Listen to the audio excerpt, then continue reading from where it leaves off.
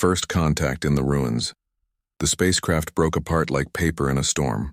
Captain Marcus Rivera fought the controls as his fighters screamed through the atmosphere of the unknown planet.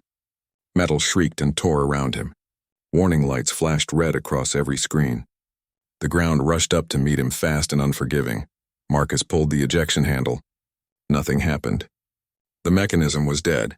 He braced himself as the ship hit the surface and tumbled across rocky terrain. The world spun in a chaos of sound and violence. Then everything went black. When Marcus opened his eyes, smoke filled the cockpit. His head throbbed with pain. Blood ran down his face from a cut above his eye. He unbuckled his harness and kicked the canopy release. The glass shattered outward. He climbed free and dropped to the ground. The planet was beautiful in a harsh way. Purple sky stretched overhead. Strange plants with silver leaves grew between dark rocks. 2 suns hung low on the horizon, casting long shadows across the landscape. Marcus checked his suit. Life support was working. His rifle had survived the crash. He had maybe 3 days of air and water. A sound made him turn. Someone was crying out in pain. The voice was not human. It spoke in a language Marcus had never heard before, musical and fluid like water over stones. He moved toward the sound with his rifle ready. Behind a cluster of rocks he found her.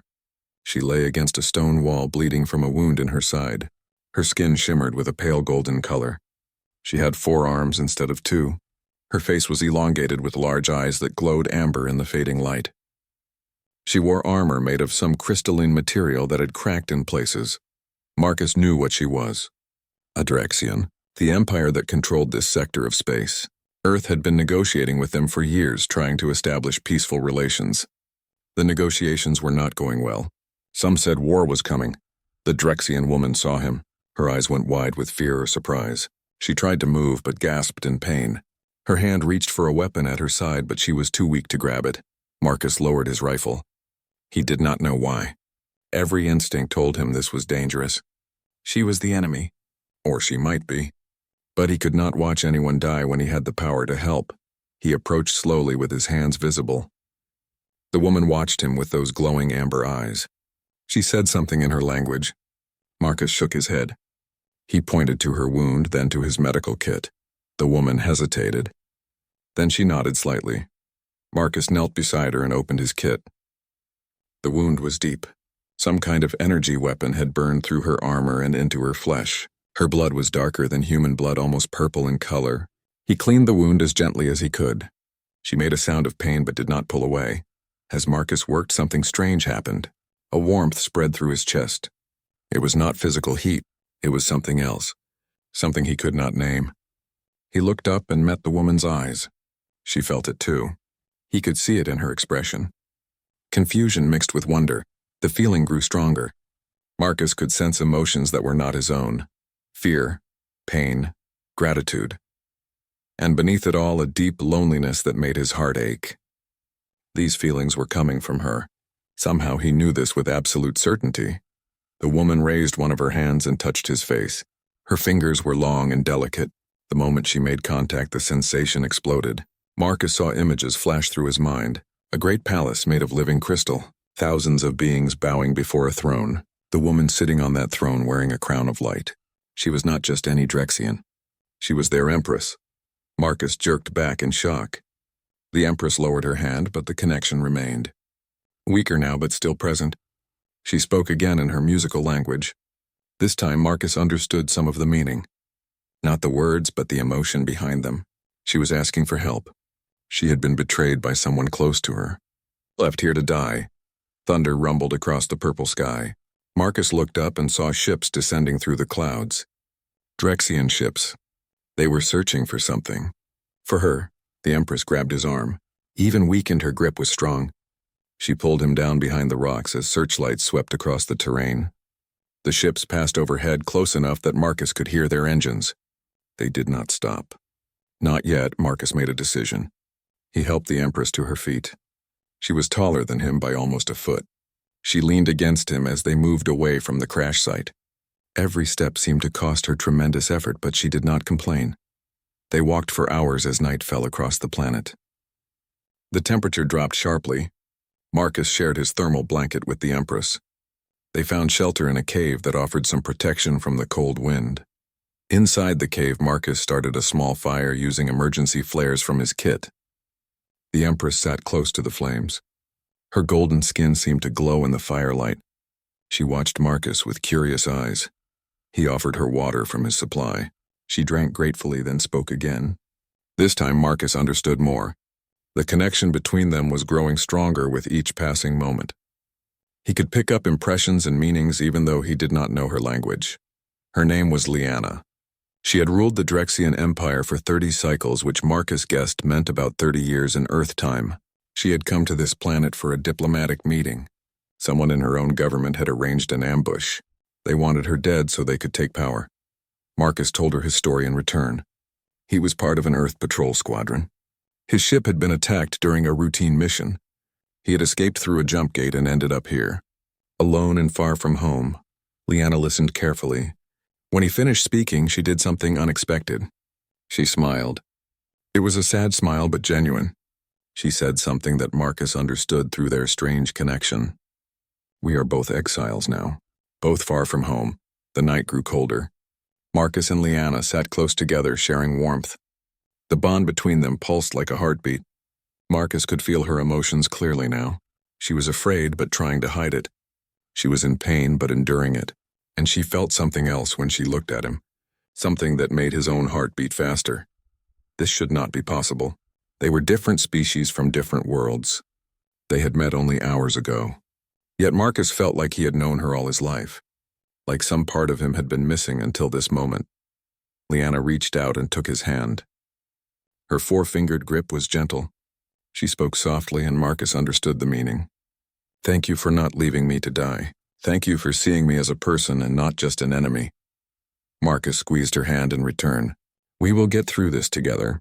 I promise. Outside the cave, the wind howled. Somewhere in the darkness, ships continued their search. But inside the small circle of firelight, two beings from different worlds sat together, connected by something neither could explain. A bond that should not exist. A connection that defied all logic and reason. Marcus did not know what tomorrow would bring. He did not know if they would survive. But sitting here with Lyanna's hand in his, he felt something he had not felt in years. Hope. The fire burned low. The two suns would rise soon, and with them would come new dangers. But for now, in this quiet moment, Marcus and Lyanna simply existed together. Two souls who had found each other across the vast emptiness of space. Two hearts beginning to beat as one. The choice between worlds' morning light filtered into the cave in shades of violet and gold. Marcus woke to find Lyanna already awake, watching the entrance. Her wound looked better. The emergency medical treatment had worked. But she was still weak. They would need real medical help soon. The bond between them felt stronger in the daylight. Marcus could sense Lyanna's thoughts more clearly now. Not words exactly, but feelings and images. She was worried about her people. Without her, the Empire would fall into chaos. The ones who betrayed her would seize power and start a war with Earth. They needed to move. Staying in one place was too dangerous. Marcus helped Lyanna to her feet.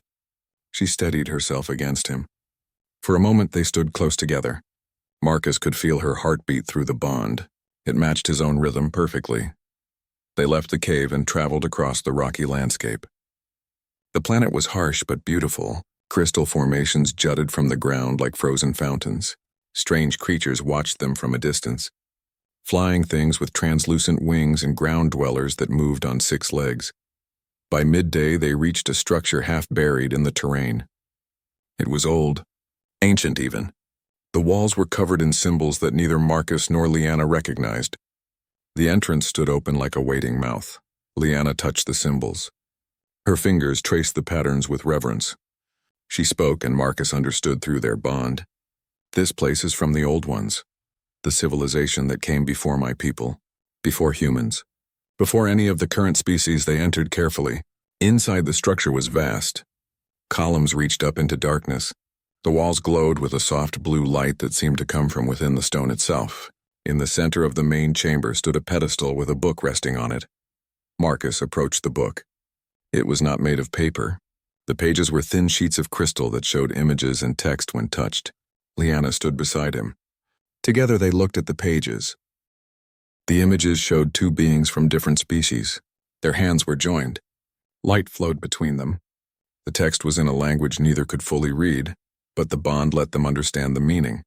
This was a record, a history. Long ago, the Old Ones had discovered that some beings from different species could form deep connections. Soul bonds, they were called. These bonds were rare. Only one pair in a million could form them. But when they did, the bond was unbreakable. It changed both beings on a fundamental level. They became stronger together. Their minds linked. Their bodies adapted to each other. The Old Ones had studied these bonds. They believed such connections were the key to peace between species. The bonds proved that despite differences, all thinking beings were connected at some deep level. But the Old Ones had vanished long ago. Their civilization had collapsed. The knowledge of soul bonds had been lost to time, until now. Marcus looked at Liana. She looked back at him. They both understood what this meant. The connection they felt was not an accident. It was ancient, powerful, real. Liana reached out with one of her hands. Marcus took it. The bond flared bright and warm. He could feel her joy mixed with sadness. She was happy to understand what was happening between them. But she knew this knowledge made everything more complicated. A sound echoed through the ancient chamber. Footsteps. Multiple beings entering the structure. Marcus raised his rifle. Liana straightened despite her injury, preparing to fight. A group of Drexians entered the chamber. They wore the armor of royal guards, but leading them was someone Marcus recognized from the images Liana had shared through their bond. A tall Drexian male with dark blue skin and cold gray eyes. His name was Corvin. He was Liana's military commander, and he was the one who had betrayed her. Corvin smiled when he saw them. It was not a pleasant smile. He spoke in the Drexian language. Liana translated through the bond for Marcus. Corvin was saying he had tracked them here. He was impressed they had survived this long. But now it was time to end this. Liana stepped forward. She spoke with authority despite her weakened state. She told Corvin he was making a mistake. The Empire needed her. Starting a war with Earth would destroy both civilizations. Corvin laughed. He said Liana was weak. She had spent too much time trying to make peace with inferior species. The Drexian Empire was powerful. They should rule the galaxy, not negotiate with primitives like humans. Marcus felt anger surge through the bond. Not his anger. Liana's. She was furious. She called Corvin a fool. She told him the ancient site proved that different species were meant to work together, not fight. Corvin looked at the book on the pedestal. His expression twisted with disgust. He called it superstition. Old lies from a dead civilization. Then he gave an order to his guards. Kill them both. The guards raised their weapons. Marcus fired first. His shots were accurate. 2 guards fell. But there were too many. Energy blasts filled the chamber. Marcus and Liana dove for cover behind a column. They were pinned down. Outnumbered. Marcus checked his ammunition. Almost out. This was it. They had fought hard, but there was no escape this time. Then something incredible happened. The bond between Marcus and Liana exploded with power. Energy flowed through both of them. Marcus felt his strength multiply. His reflexes became faster than humanly possible. His senses sharpened until he could track every enemy movement. Liana felt it too. Her wound stopped bleeding. Her weakness vanished. She moved with deadly grace. Her forearms became weapons of precise destruction. Together they fought as one being. Marcus would aim and Liana would know where to strike. She would dodge and Marcus would cover her. They moved in perfect synchronization like dancers performing a routine they had practiced for years. The guards fell one by one. Corvin watched in shock as his soldiers were defeated by 2 injured fighters who should have been easy to kill. He finally understood what he was seeing. The soul bond was real, and it made Marcus and Liana far more dangerous than either could be alone. Corvin ran. He fled the ancient structure, calling for reinforcements. Marcus wanted to chase him, but Liana held him back. Let him go. We have a more important mission now. She led Marcus deeper into the structure. In a hidden chamber, they found a communication device. It was old but still functional. Liana activated it and sent a message. Not to her empire. Not to Earth, to someone else. Within hours, a ship arrived. It was small and unmarked. The pilot was a Drexian female with kind eyes. Her name was Shara. She was Liana's younger sister.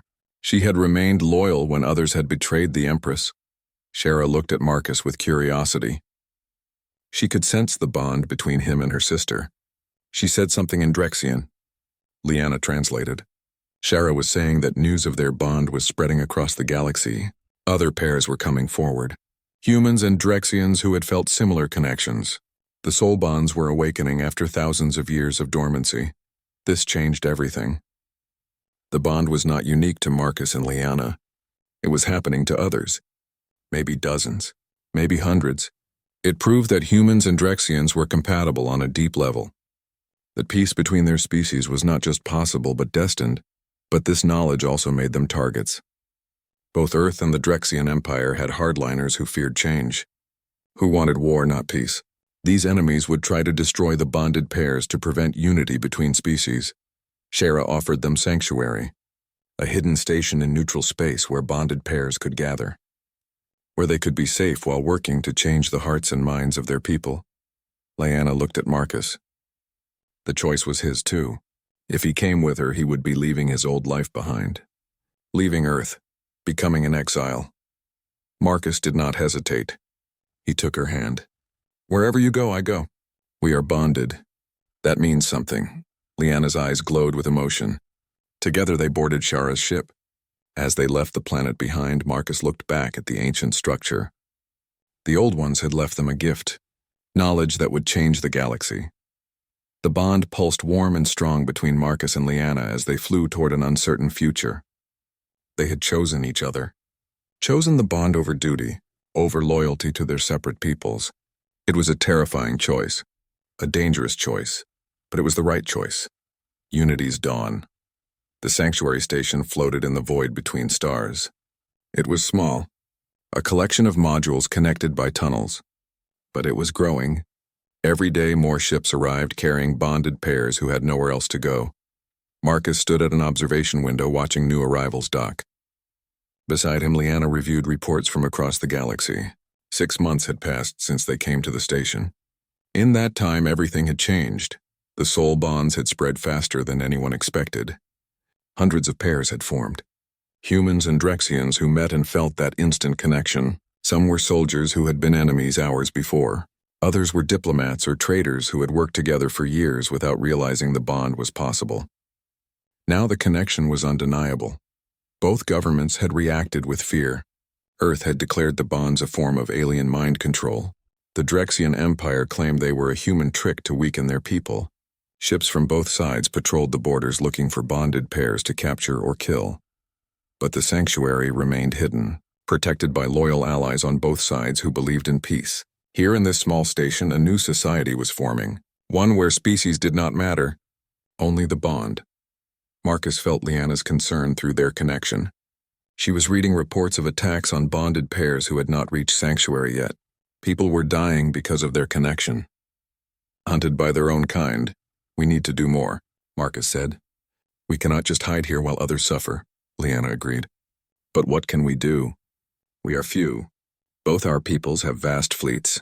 If they decide to destroy this station, we cannot stop them. A voice interrupted them. We might have a way. They turned to see Dr. Raina Chen entering the observation deck. She was a human scientist who had bonded with a Drexian researcher named Talvek. Together, they had been studying the nature of soul bonds, trying to understand how they worked. Raina activated a holographic display. Images of brain scans appeared. Human and Drexian brains side by side. The patterns were similar in ways that shocked Marcus. We have discovered something amazing, Raina said. The bonds are not just emotional. They are biological. When two beings bond, their DNA begins to merge. Not completely, but enough to create compatibility on a genetic level. Bonded pairs can have children together. Marcus felt his heart skip a beat. Children. He looked at Liana. She was staring at the display with wide eyes. Talvek stepped forward. His voice was deep and thoughtful. This changes everything. If bonded pairs can have children, those children will be a new species. A bridge between humans and Drexians. They will belong to both peoples and neither. They will make war between our species impossible. The implications were staggering. Marcus felt hope surge through him. This was bigger than just the bonded pairs. This was about the future of both species. about creating something new and beautiful from two different civilizations. But before they could discuss further, alarms blared through the station. Red lights flashed.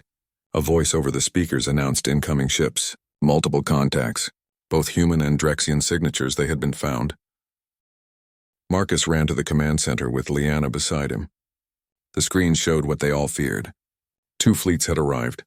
Earth destroyers on one side, Drexian cruisers on the other. They were not fighting each other. They were both targeting the sanctuary.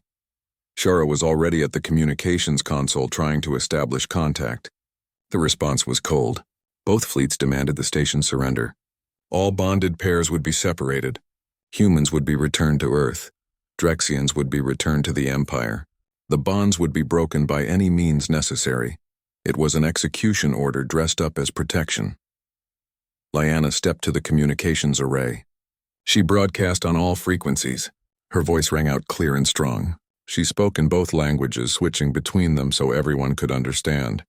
She told them about the ancient site, about the old ones and their discovery of soul bonds. She explained that the bonds were natural, a gift from the universe itself. Breaking them would not just hurt the bonded pairs.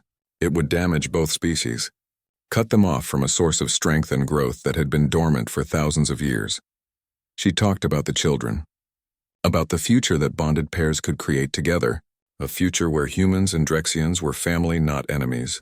The fleets did not respond immediately. On both sides, commanders were arguing among themselves. Some agreed with Liana. Others called her a traitor. Then a new voice entered the transmission. It was Corvin. He had taken control of the Drexian fleet through political maneuvering. He declared Liana insane, corrupted by human influence. He gave the order to fire on the sanctuary. The Drexian ships powered up their weapons. On the human side, Admiral Torres hesitated. He had not given the order to attack yet, but his ships were ready. Marcus watched the screens, knowing they were about to die. There was no escape. The sanctuary had minimal weapons. They could not fight off 2 fleets. Then something impossible happened. Ships began arriving through jump gates. Dozens of them. Small ships, civilian vessels, freighters and transports and personal craft.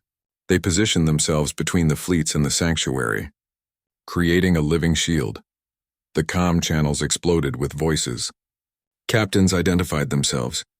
They were Drexians who had served under Liana, humans who believed in peace, families of bonded pairs, scientists who wanted to study the phenomenon, even some military personnel who refused to kill innocent people. They announced they would not move. If the fleets wanted to destroy the sanctuary, they would have to go through hundreds of civilian ships first. Admiral Torres spoke. His voice was heavy with emotion. He said he could not order his people to fire on civilians. He was withdrawing his fleet. Earth would need to find another solution to the bonded pairs issue. Corvin was furious. He screamed orders to fire anyway, but his own captains refused. They would not commit mass murder. One by one, the Drexian ships powered down their weapons. Corvin's authority crumbled as his commanders turned against him. In the end, both fleets withdrew. The sanctuary was saved, not by weapons or shields, but by the courage of ordinary people who chose compassion over fear. The observation deck filled with cheers. Bonded pairs embraced. Humans and Drexians celebrated together. The crisis had passed, but Marcus knew this was not the end. It was only the beginning. The sanctuary would grow. More bonded pairs would come. The children Reyna had talked about would be born. And slowly, over years or decades, the galaxy would change. Liana took his hand. All 4 of her arms wrapped around him in embrace. Through the bond, Marcus felt her love, her hope, her determination to build a better future. They stood together, looking out at the fleet of civilian ships that had saved them. Each ship represented a person who had chosen unity over division, who had seen the bonded pairs not as threats but as hope. Marcus thought about his old life. The soldier he had been before crashing on that distant planet. That man had been focused on duty and survival. He had fought because that was what soldiers did. He had never questioned whether there might be another way. Now he understood. Strength was not just about weapons and warfare. True strength came from connection, from choosing to see the humanity in those who seemed different, from building bridges instead of walls. Reyna and Talvek joined them at the window. Soon others came too. The command center filled with bonded pairs, humans and Drexians standing side by side, different in appearance but united in purpose. Liana spoke to the gathered crowd. She talked about the future they would build together. A sanctuary that would become a city that would become a world. A place where species did not divide people, where children of mixed heritage would grow up knowing both cultures as their birthright. It would not be easy. There would be setbacks and struggles. Not everyone would accept the bonded pairs. Some would continue to fight against unity, but the bonds were spreading, growing stronger. More common with each passing day, Marcus raised his voice to add to Liana's words. He told the story of how they met, how he had been ready to see her as an enemy, but chose to see a person instead, how that one choice had changed everything. He challenged everyone in the room to make similar choices, to see past the surface, to recognize that beneath different skin and different customs, all thinking beings shared the same basic needs: love, connection, purpose, hope. The crowd listened. Some wept openly. Others nodded with fierce determination. They were building something new here, something that had never existed before. A society based not on what species you belong to, but on who you chose to bond with. Days turned into weeks. The sanctuary expanded. More modules were added. Gardens were grown. Schools were established for the first children born to bonded pairs. These children were beautiful. They had features from both species blended in unique ways. They represented possibility itself. Marcus and Liana walked through the growing station hand in hand. They visited with other bonded pairs, offered advice and encouragement, helped resolve disputes, planned for expansion. At night, they would return to their quarters and simply exist together. The bond hummed between them, constant and warm. Marcus could feel Liana's emotions as clearly as his own. Her thoughts were his thoughts. Her dreams were his dreams. They talked about having children of their own someday, about what those children might look like, what they would teach them, how they would prepare them for a galaxy that might not fully accept them, but mostly they talked about hope, about the future that was emerging, about how far they had come from that first meeting in the ruins of a crashed ship. Liana would often ask Marcus if he regretted his choice, if he missed his old life on Earth, his career as a pilot, his friends and family. Marcus always gave the same answer. He missed some things, but he had gained so much more. He had found his purpose, his partner, his home. The bond had given him something he never knew he needed, a connection so deep that it transcended species and culture and all the barriers that normally divided people. It proved that at the most fundamental level, all beings were capable of understanding each other, of loving each other. Months became years. The sanctuary became known throughout the galaxy. Ships arrived daily bringing supplies, allies, new bonded pairs. The population grew to thousands. Both Earth and the Drexian Empire began to change their positions. Slowly at first. Trade agreements were signed. Diplomatic channels opened. The bonded pairs served as ambassadors, building trust between species. Marcus stood at the same observation window where he had stood years ago. But now the view was different. The sanctuary had become a massive station, almost a small city floating in space. Ships came and went constantly. The void between stars was no longer empty but full of life and activity.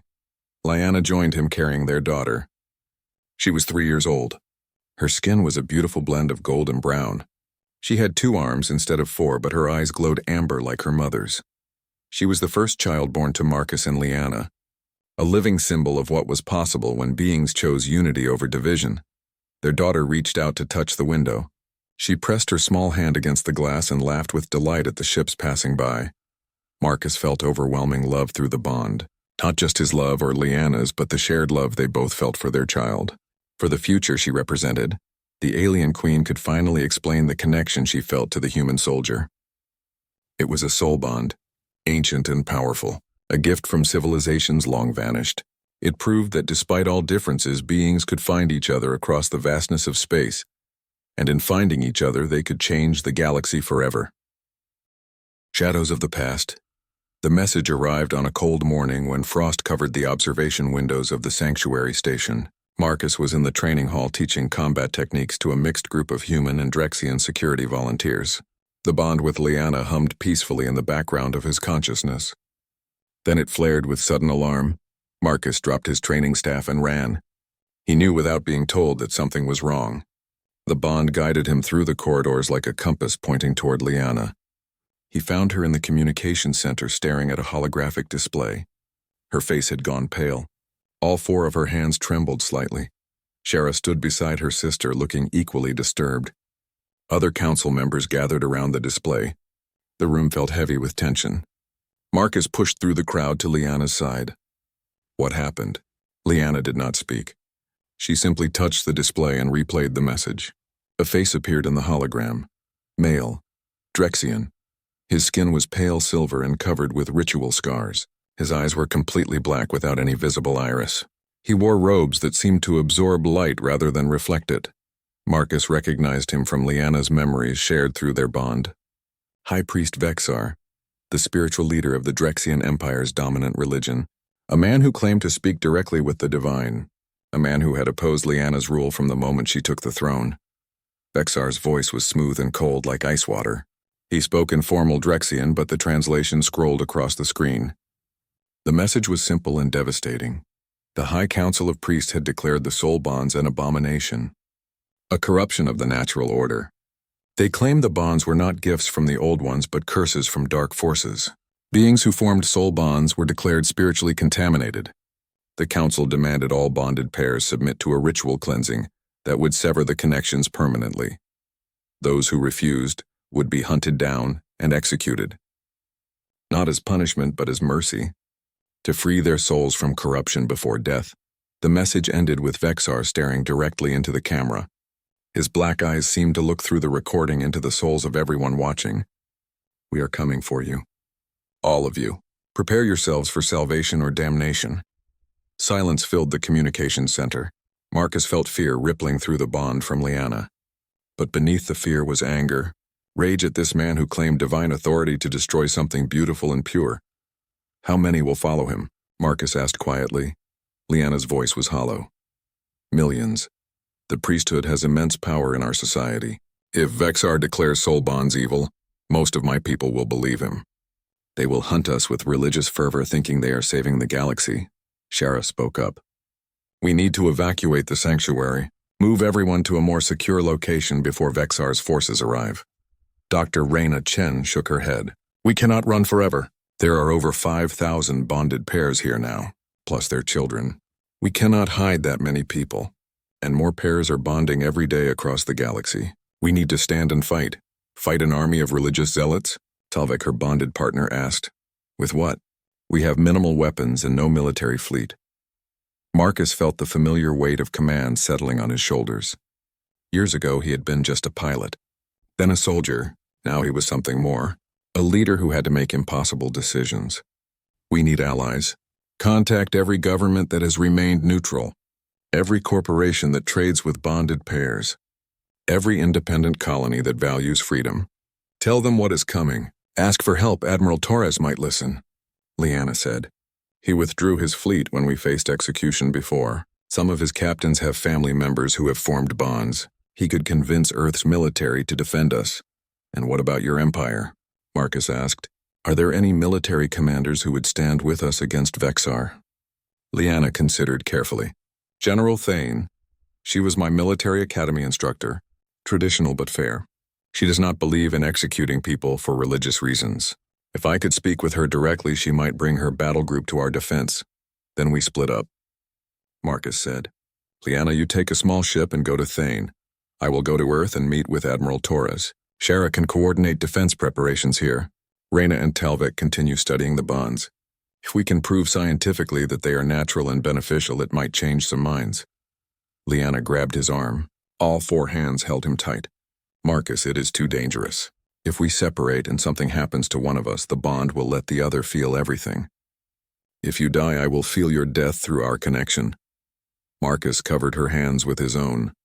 If I die, you will know that I died fighting for our future, for our daughter, for all the bonded pairs who deserve to live in peace. That is a good death. Their daughter, 3-year-old Kira, was sleeping in their quarters unaware that her entire world was threatened. Marcus thought about her, about all the children born to bonded pairs, children who represented the future. They could not let Vexar destroy that future.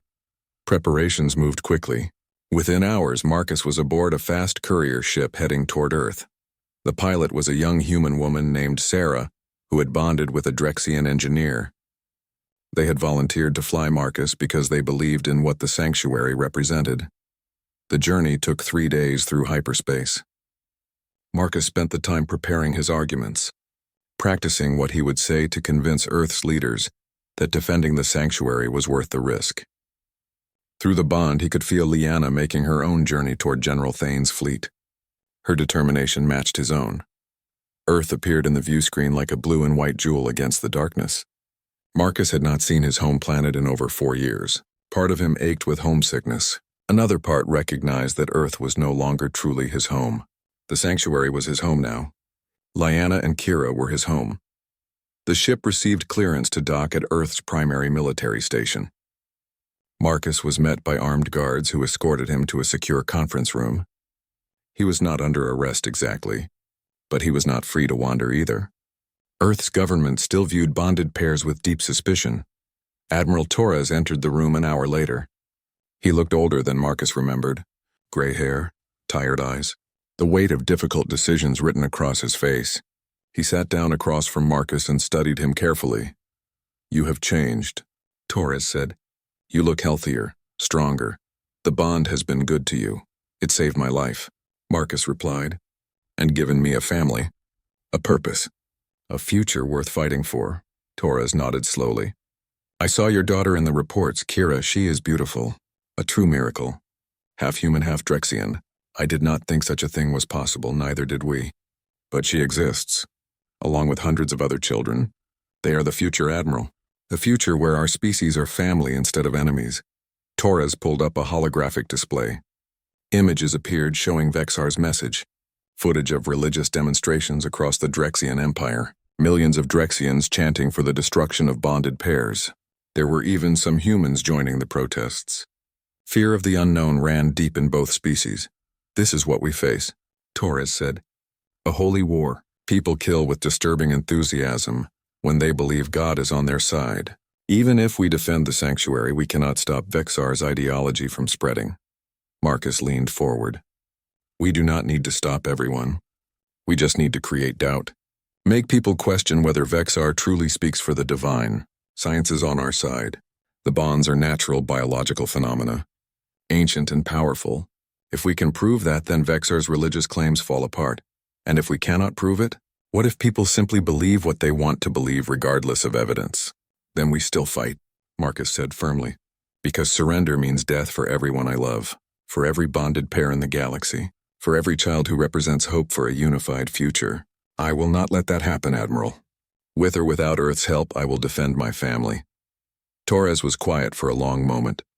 Then he smiled slightly. "You have become a leader, Marcus. When you first crashed on that distant planet, you were just a pilot following orders. Now you speak with the conviction of someone who has found something worth dying for, or worth living for," Marcus corrected. "I want to live, Admiral. I want to raise my daughter. Watch her grow up. See what kind of person she becomes. But I will fight and die if that is what it takes to protect her right to exist."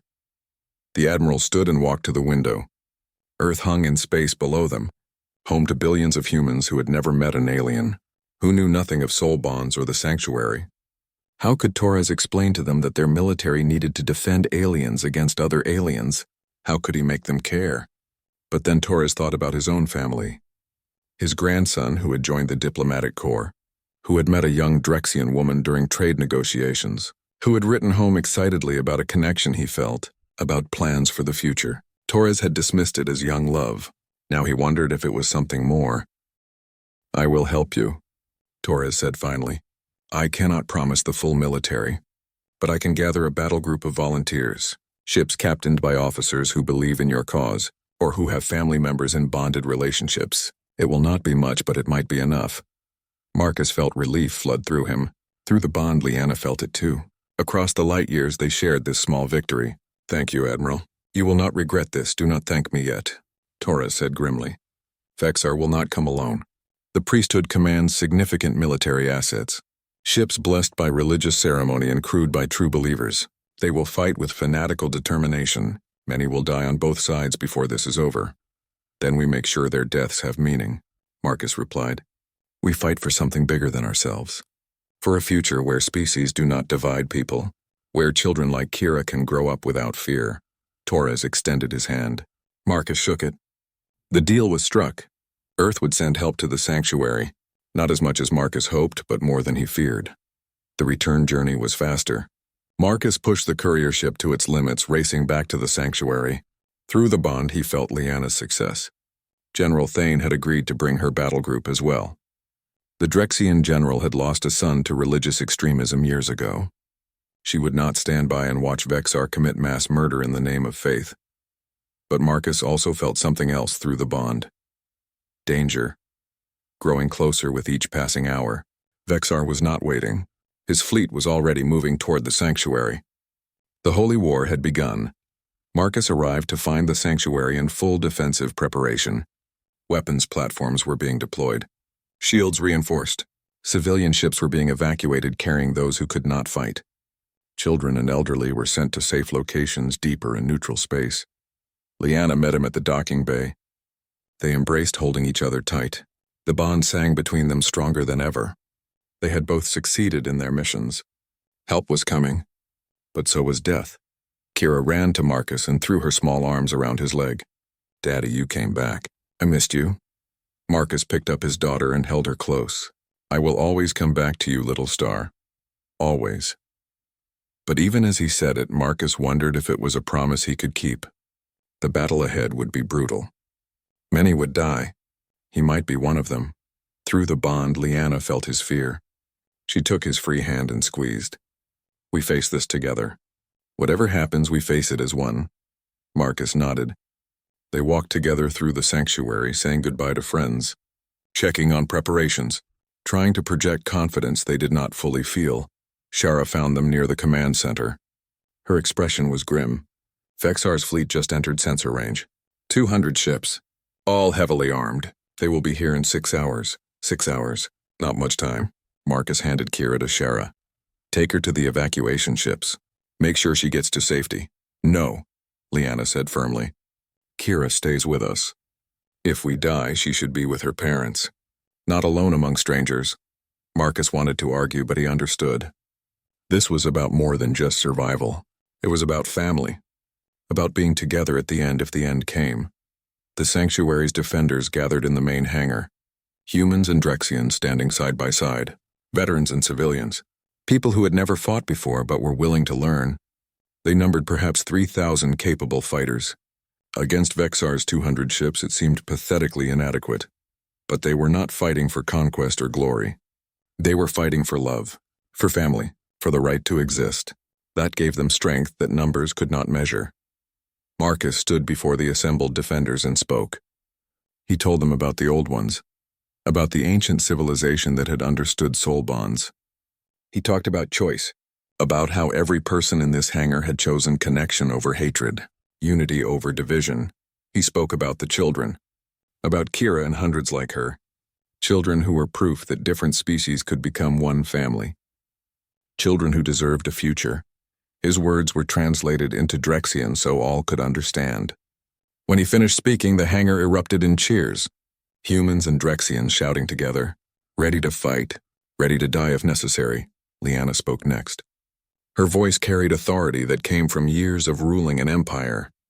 She talked about honor, about standing up for what was right even when the odds seemed impossible. She reminded the Drexians that their own religious texts spoke of unity among all thinking beings. Vexar had twisted those teachings into weapons of hate. Together, Marcus and Liana stood before their people. Human and Drexian, male and female, bonded so completely that they moved and spoke as one being. They were living proof of what was possible. The 6 hours passed too quickly. Warning alarms sounded. Vexar's fleet dropped out of hyperspace in perfect formation. Their ships gleamed white and gold. Religious symbols covered every hull. They looked beautiful and terrifying. A communication came through. Vexar's face appeared on every screen in the sanctuary. His black eyes stared out with absolute certainty. He offered one final chance for surrender. Submit to cleansing and live. Refuse and be destroyed, Liana responded. Her voice was steady. She told Vexar he was wrong. The bonds were not corruption but evolution. She challenged him to debate the issue. To let science and reason determine truth instead of violence. Vexar smiled. It was a cold smile without any warmth. There is no debate. The divine has spoken through me. You are abominations. May your souls find peace in the next life. The transmission ended. Vexar's fleet began its attack run. 200 ships moving in perfect synchronization. Death was coming, but then new ships appeared. Jumping in from hyperspace, Admiral Torres arrived with Earth's volunteer battle group. 50 ships. Not much but not nothing. They positioned themselves alongside the sanctuary. More ships appeared from another vector. General Thane's Drexian battle group. 70 ships flying under personal command flags rather than imperial colors. They took up defensive positions on the sanctuary's other flank. The volunteers outnumbered Vexar's fleet. 120 defenders against 200 attackers. The odds were still bad, but no longer impossible. Marcus stood in the command center holding Liana's hand. Kira sat nearby drawing pictures, seemingly unconcerned with the battle about to begin. Through the bond, Marcus felt Liana's love, her fear, her determination. They had done everything possible. Gathered allies. Prepared defenses. Made their stand. Now they would see if it was enough. Vexar's ships opened fire. Energy beams lanced through space. The battle for the sanctuary had begun. The battle that would determine the future of soul bonds. The future of two species learning to become one, and in the command center Marcus and Liana stood together, knowing that whatever happened next they would face it as they had faced everything since that first meeting in the ruins, together, always together.